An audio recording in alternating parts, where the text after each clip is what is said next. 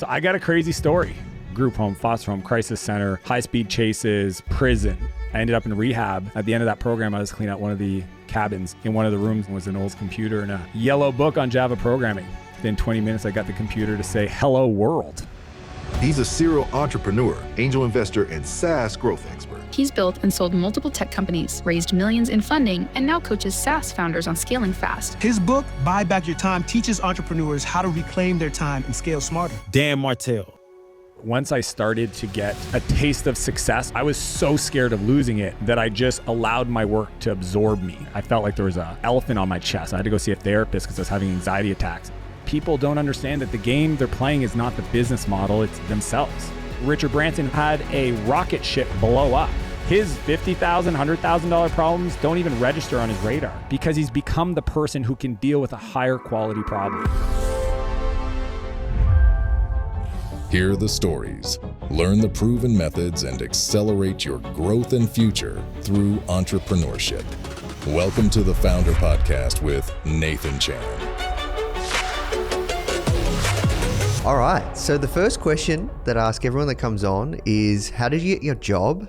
AKA, how did you find yourself doing the work you're doing today? So I got a crazy story. I'll give you the short version because I want to get into the meat of our convo. But so what I do today is kind of software. So I run the largest coaching organization for software CEOs, but I've been coding since I was 17. But the way I got into software development is I actually got in a lot of trouble as a kid, like Sons of Anarchy type style, like legit, group home, foster home, crisis center, high-speed chases, prison. And I ended up in rehab and it saved my life. At 16, 17, I went through a program for 11 months that literally allowed me to build my self-worth and rebuild the trust with my parents that I'd lost. And at the end of that program, I was helping Rick, this maintenance guy, clean out one of the cabins. It was built on an old church camp that they donated to this place. And in one of the rooms in this cabin was an old 486 computer and a yellow book on Java programming. And I opened the book and something spoke to me. I don't know why, but I just followed chapter 1, booted up the computer, and within 20 minutes, I got the computer to say, "Hello, world." And I thought, so whatever reason, I thought I was like a computer genius, but that's literally how I started, growing up with entrepreneurial air quote tendencies and then becoming obsessed and addicted, honestly, to writing code and software. And I haven't looked back. Did you said what happened next? What was your first business? Well, this is always a fun question, right? It's I always ask people how many projects or domains did they buy versus their business? Because those are two different things. So the first thing I ever made money on was actually this app I built. This is 97. So I come out of rehab and I discover this little thing called the internet, which obviously turned out to be kind of a big thing. Perfect timing. And I built a CD burning tool that my friends would pay me $20. Because the problem with it, if you had a CD burner back in the day, some people are like, "What's a CD burner?"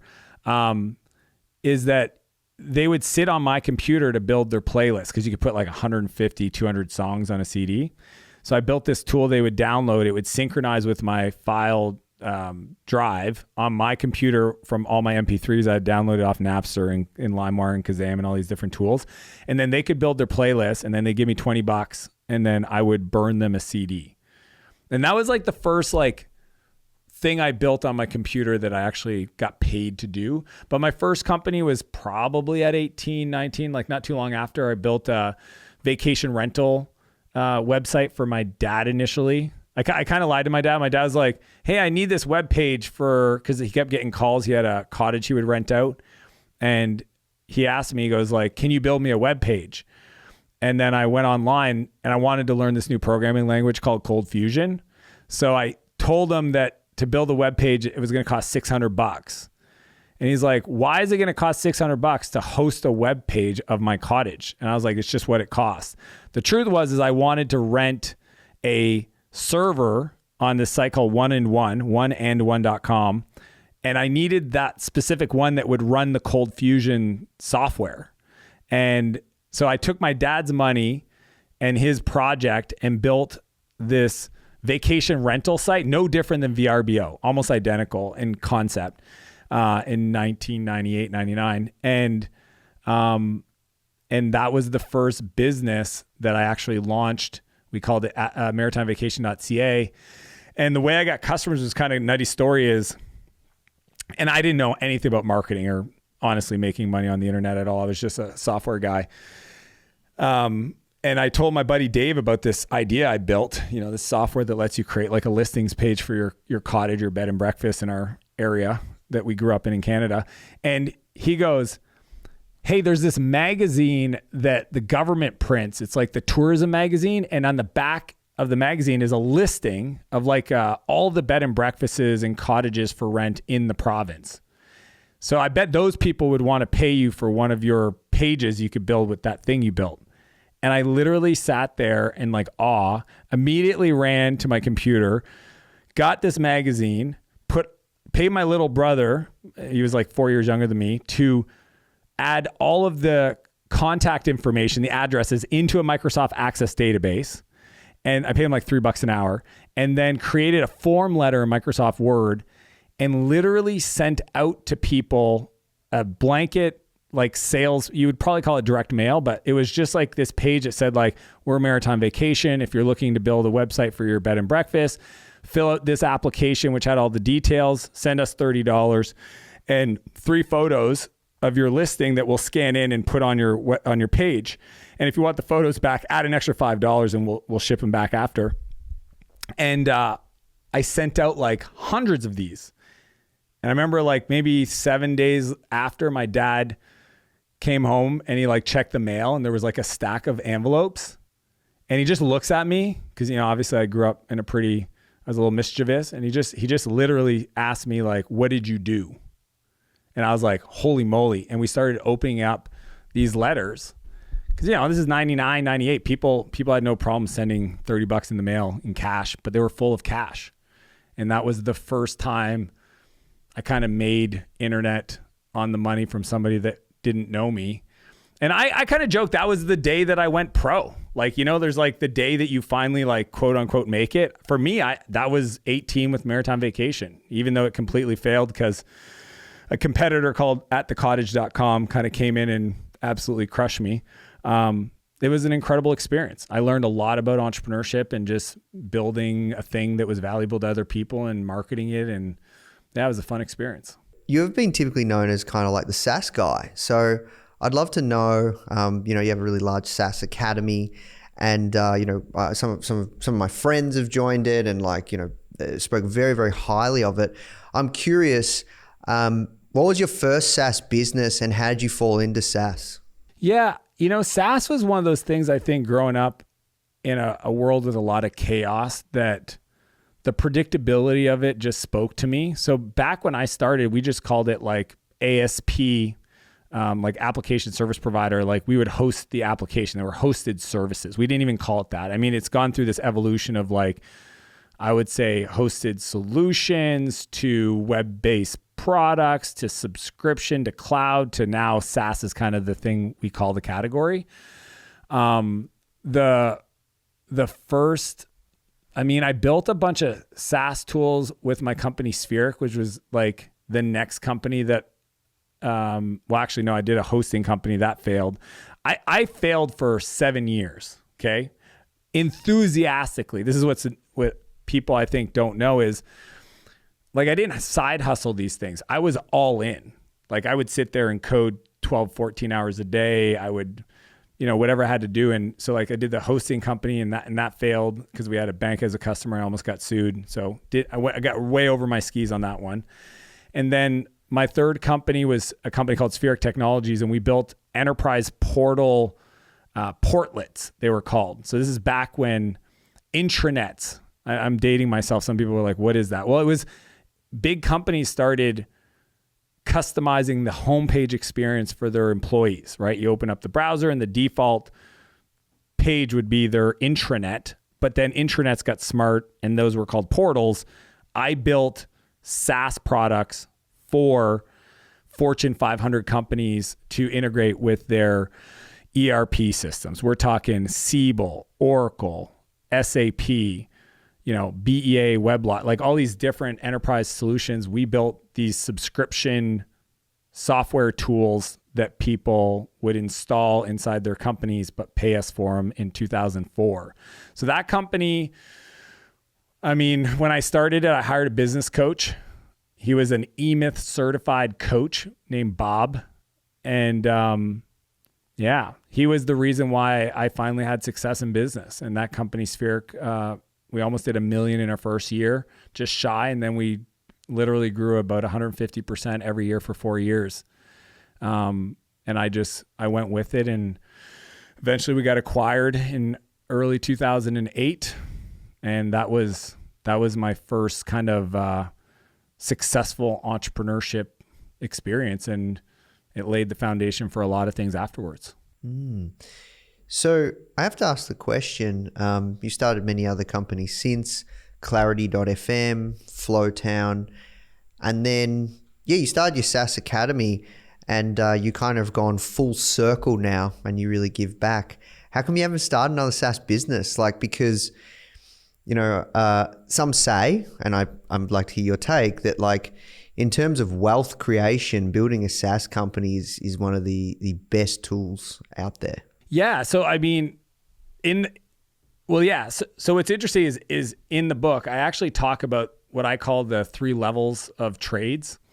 Level 1 is employee, right? Where you trade your time for money, which, you can make a lot of money. The highest paid employee in the world makes over $100 million a year, and that's Tim Cook of Apple. So it's not even like there's no good or bad. It just is, people trade their time essentially for money. And then when you go to level 2, which is entrepreneurship, that's when you start to learn how to trade money for time, right? You hire an employee to buy back your time to then reinvest it in, things that make you more money. And then level 3 is money for money.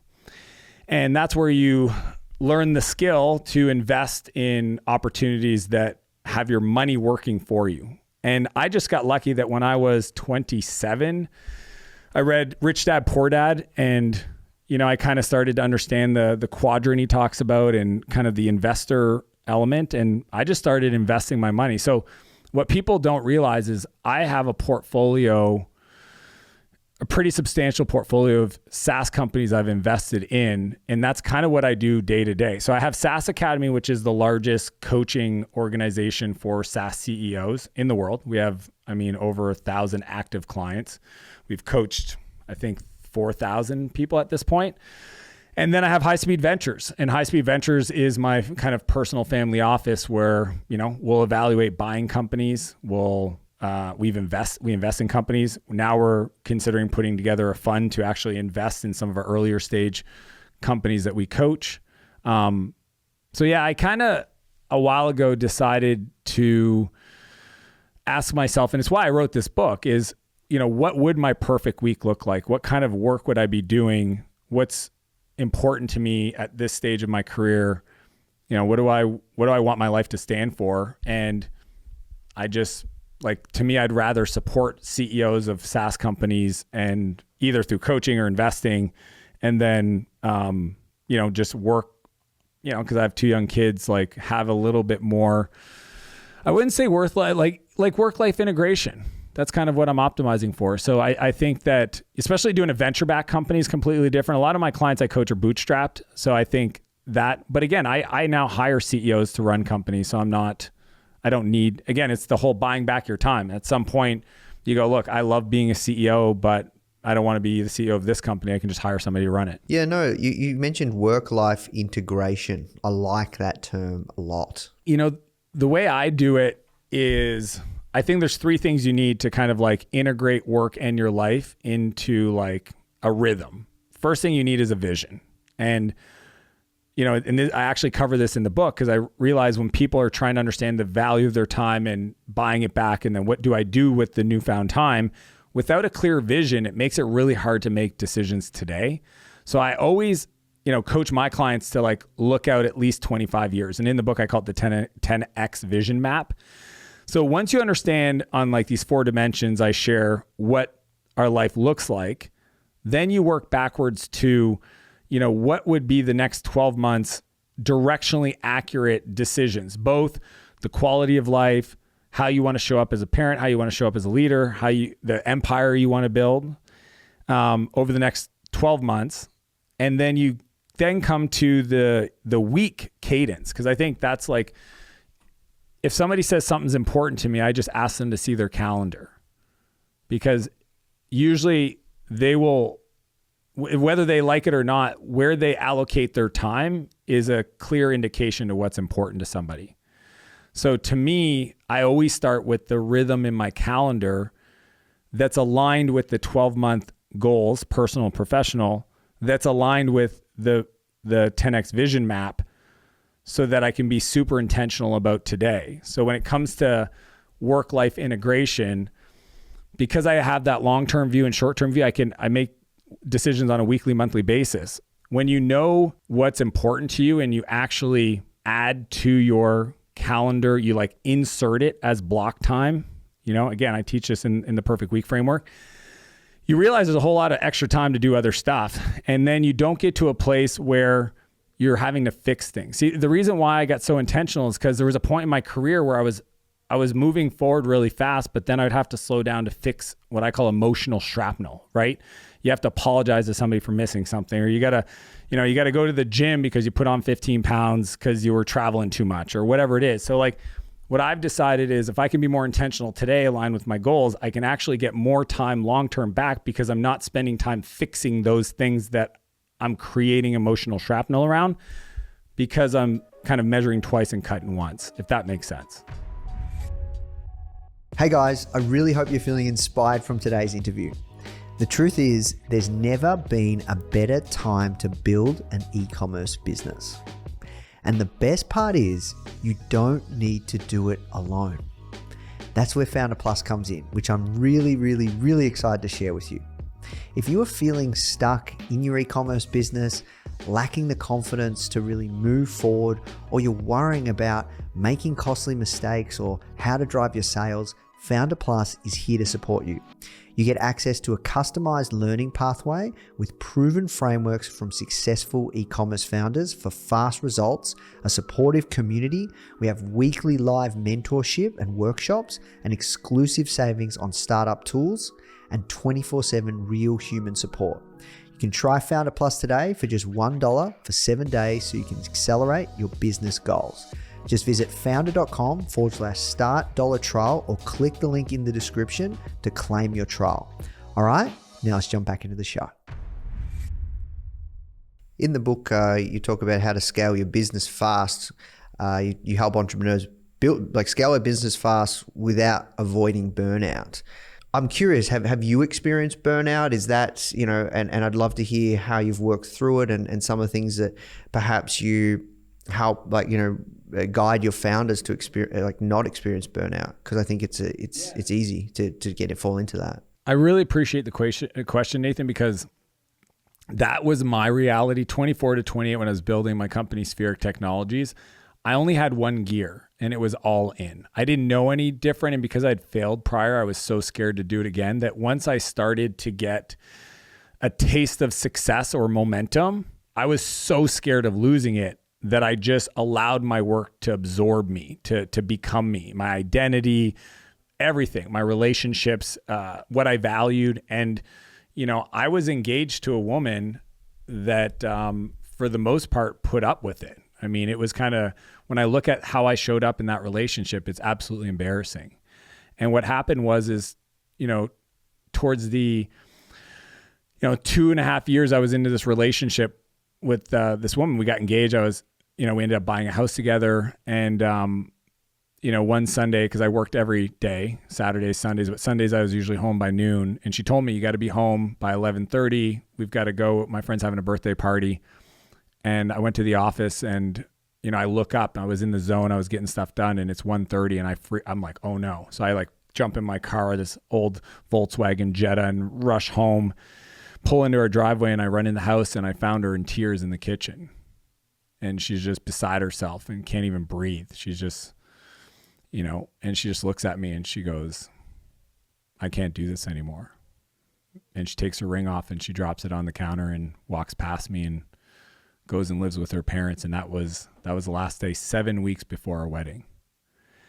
And it was such a shot to my self-worth and my identity. Cause like, you know, as entrepreneurs, we say we're doing it for our families, right? We're doing it for our future. And, you know, it's a sacrifice today for that future. And I just totally had it backwards. So when you talk about like anxiety, I mean, I got to a place where I felt like there was a elephant on my chest. I had to go see a therapist because I was having anxiety attacks, and he made me walk around with a rock in my pocket and would squeeze it. I mean, it's just, you know, and what I love about the work I get to do today, that was the moment that I realized I had to find a different way to build. I think like if I didn't go through that, I would never have written the book. I would have never found the tools to build the kind of companies I have in the way I have. And this is where I find a lot of entrepreneurs, right? When they eventually come into my world, you know, people that have adrenal fatigue, their body literally says, I don't want to do this anymore. And you don't seem like you're going to slow down. So boom, and they just drop it. So the short answer of how I help them is this framework called the buyback loop. And the buyback loop's based on a principle called the buyback principle, which states you don't hire people to grow your business. You hire people to buy back your time. So it's a calendar over capacity problem. And to do that, you need to figure out what your buyback rate is. How much can I afford to pay other people to do things so that I could, and this is where the loop comes in. The buyback loop is audit, transfer, fill. When I hit the pain line, I need to immediately go to an audit, what I call a time and energy audit. And we walk through their calendar and we figure out all the things that take energy from them, all the things that give them energy, all the things that are low cost to pay somebody else to do, and then all the things that would cost a lot. So I use a $4 sign symbols. $1 sign is low cost, $4 is high. Then we take all the stuff that's red and $1 sign task and we put it into a bucket, and that is the person we're going to hire next. So first is audit, then transfer. And I have a system that I teach people on how to get things off your plate in a way that you still feel in control, but that you no longer own those outcomes. And then the third step is to fill. And if you don't fill properly, then you actually don't create the momentum in the loop to go to the next stage, right? Most people don't get this right. Filling is one of three things. Filling is a decision to invest in either doing the thing that you do best that makes you money. So if you buy back 10 hours a week and you're a designer and you're getting paid $100 an hour and your buyback rate's only like $12, yeah, go do more design work, right? But if that's maximized, then you got to go look at, you know, where's the biggest leveraged opportunity? And I usually look at it through skills. You know, these are things like strategy or know-how or acquiring knowledge, right? The other one is beliefs. A lot of entrepreneurs are stuck where they're at because they have a belief about the world that just simply isn't true. So they need to do some mindset work. That's my favorite part that I help founders with. And then the other one is character traits, right? You could be incredibly skilled, have a great, you know, view on the world, but are not consistent character trait, and you'll never create momentum, right? So that's the fill part. If you do that, then you get to go up the buyback loop to the next, you know, opportunity or pain line, because the whole point is I want to teach people how to build a company they don't grow to hate. So you said that a lot of the SaaS founders you coach often bootstrapped. What about the ones that have raised money or significant money? Is it possible to operate with the kind of frequency that you speak of if you've got pressures from VCs and you've raised a truck ton of money and there's a lot hanging on your shoulder? Yeah. So here's the only thing that changes. So 70% of my clients are bootstrapped, 30% are venture backed. When you figure out what your buyback rate is, let's say it's $12.50.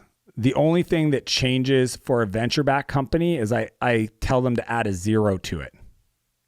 And the reason why you add a zero is because what an investor is giving you capital to do today is they're buying a future outcome. So there's this bet they're making, and it's high risk. So that's why you add a zero, and it sounds crazy. So you're saying like my buyback rate is now $125. Yep. But the reason why is because you're able to be a little bit wasteful today with the anticipation that those decisions are the right decisions for the future. But nothing changes in regards to, and this is actually where I learned this strategy, was moving to Silicon Valley after I sold my first company that was successful and meeting these early 20-year-old entrepreneurs that were building, $50, $100 million companies, people like Naval Ravikant, right? So Naval taught me the idea of leverage. Everybody has the same amount of time. It's a constant. And certain people have a higher ability to create an output, okay? Elon Musk's output is on another level, but his time is the same. So what's the difference? Well, the difference is the multiplier of leverage. And there's only 4 ways to create leverage. They're called the 4 C's. The first one is content. What we're doing now. 100 million people could watch this and it wouldn't take any extra time for them to do that from us. So huge leverage in content. Playbooks is another example, creating a repeatable, documented system. The second C is code, software, automation, AI, right? Huge leverage. It's why SaaS businesses in general have such high multiples, is because they help companies get more productivity out of their teams, do more with less people, etc. Like there's a reason why they're valuable assets to build. So that's code. Third is capital, which we all know, right? Like we raise capital, and this is why the buyback rate goes up if you have capital. It's because I'm looking for leverage, right? But in regards to the decision structure and the sequencing and the filtering and what you should do with the free time, everything stays the same. You just get to move faster because you have that capital. The 4th C is collaboration. And it's literally the premise of my book. It's regardless of what business you're in, when you start to grow, you're deploying dollars to acquire like employees' time or contractors, and that's the collaboration C. And most people just do it in the wrong order. So instead of like buying back time out of their calendar by hiring people to grab those buckets of things that drain their energy, that's very little cost to get off their plate, they sometimes make the mistake of hiring like COOs and chief product officers and VPs of sales when they're a small team of 7. And it's like, as the CEO, how about you start with not doing your laundry and not cleaning your apartment and not managing your inbox and, not spending all day long, doing customer support. Now, I don't disagree that there's value in some of these things. Like customer support has a ton of product innovation. But what I coach my clients on is pay somebody to process the emails to find the customer innovation, and you can collaborate with them. And that's way more leverage than you literally spending 4 hours a day doing customer support emails. So really, the main premise of your book is kind of like how to find leverage and optimize your time. It's funny because people go, oh, buy back your time. It's about productivity. Well, it is, but it's more than that. People go, oh, it's about scaling a business.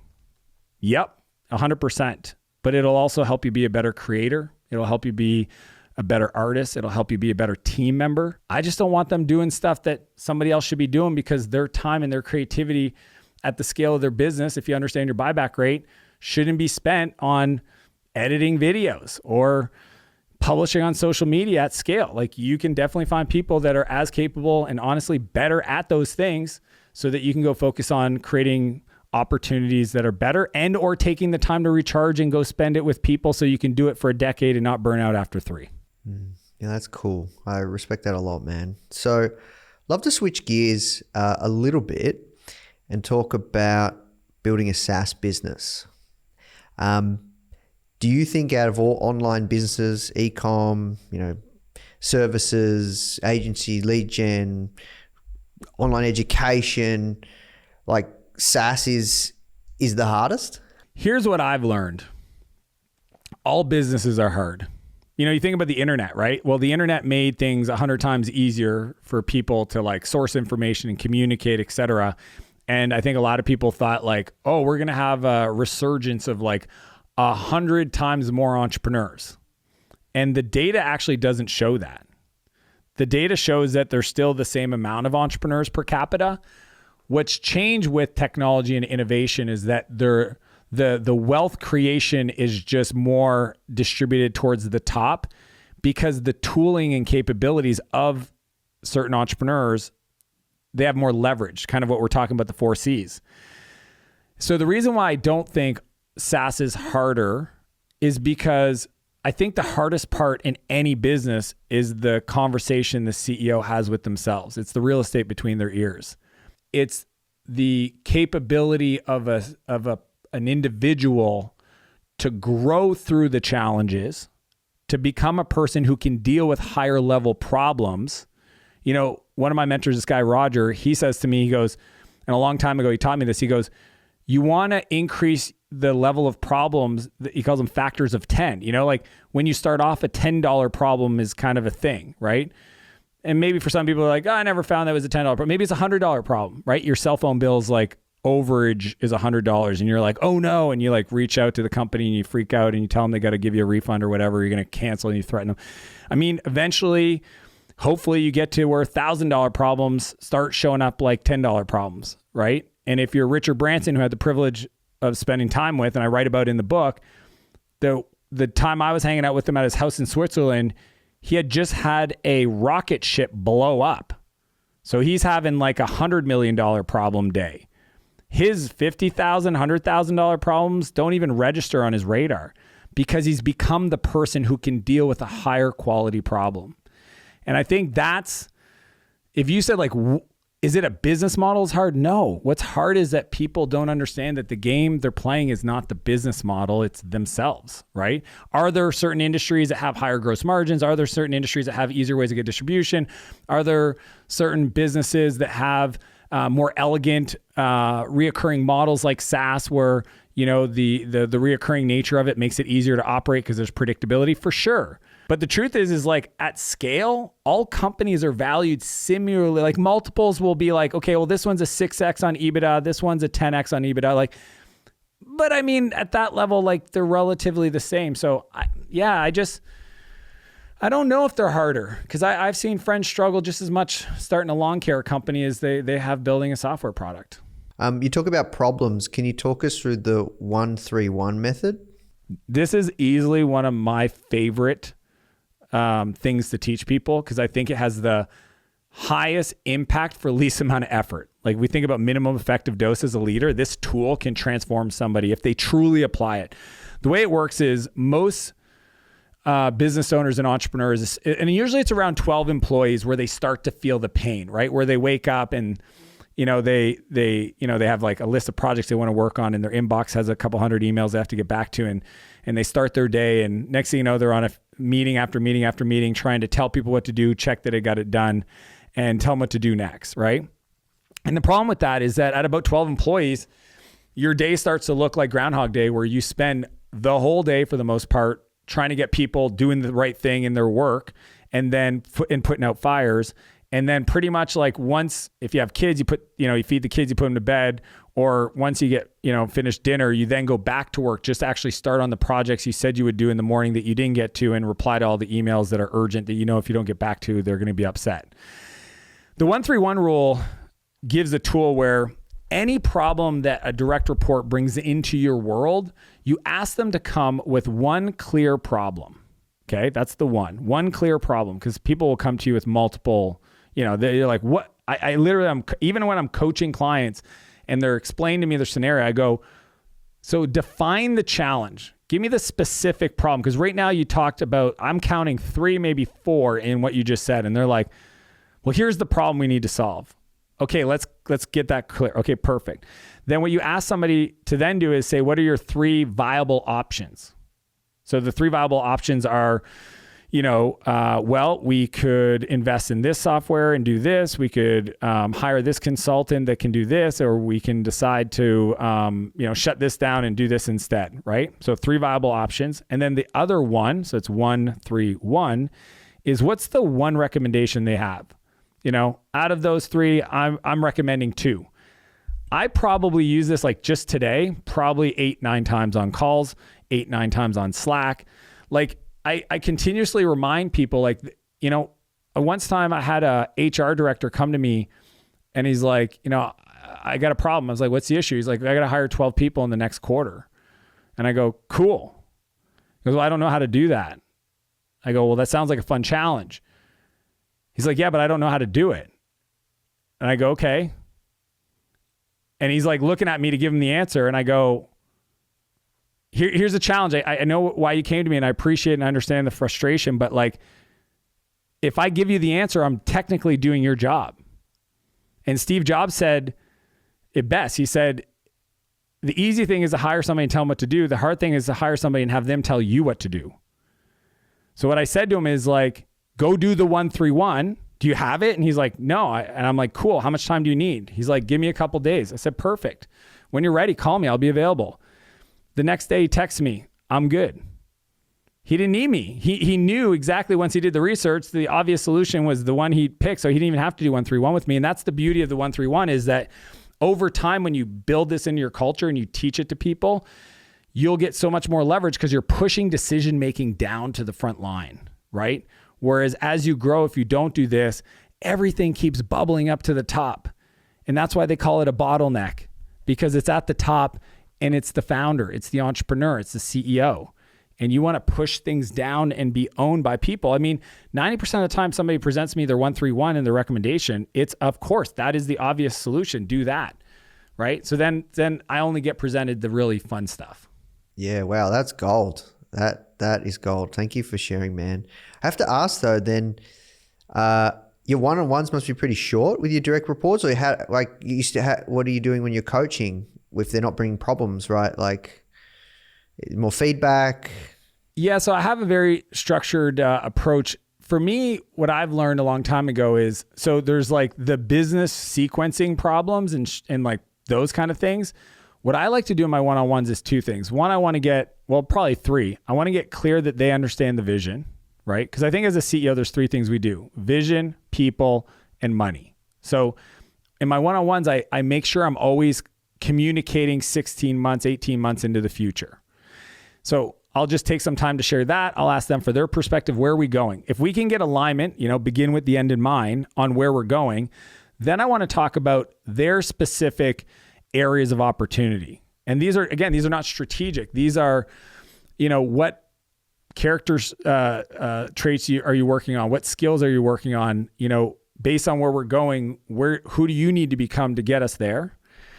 And then I always talk about their personal and professional goals, because I learned a long time ago, especially as I coach, it's fun for me to work with like incredibly talented CEOs, but see these patterns emerge. And that's why I wanted to write a book about this. And things like they're frustrated with their team because their team doesn't show up the way they do to solve the problem, right? They always feel like they're always pulling everybody up the mountain and like trying to get them to follow their vision. And it just feels like there's just a lot of weight on their shoulders to carry. And what I usually tell them is, do you have clarity on your direct reports' personal goals in their life, right? And they're like, yeah, I know what they want. I'm like, okay, let me be clear. Do you know exactly where they want to be in 5 years? Like, can you describe to me where your direct report in 5 years, what their life looks like to the same degree that you could explain to me what their life looks like today?